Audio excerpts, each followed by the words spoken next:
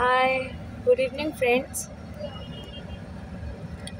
আমরা যাচ্ছি সিকিম ঘুরতে, একটু বেরো করতে। জানি তো বেরোনো হয় না, কাজের প্রেশার থাকে, তো যাচ্ছি। তো আমরা যে বাসটা করে যাচ্ছি সেই বাসটা হচ্ছে 9600। খুব সুন্দর লাগছে বাসটা চড়ে। আমরা মিত্র ক্যাফের সামনে দিয়ে বিআরটি থেকে উঠলাম। মিত্র ক্যাফে থেকে একটু খাবার দাবার নিয়ে উঠলাম। এখন একটু খাচ্ছি। এই যা দুজনে একটু খাবো। আমি ডিস্ট্রিবিউট করছি।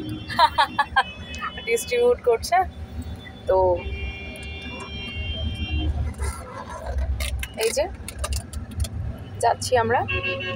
বাসটা বেশ ভালো, এর আগেও গেছিলাম যদিও, অবশ্য বেশ আরামদায়ক, খুব ভালো।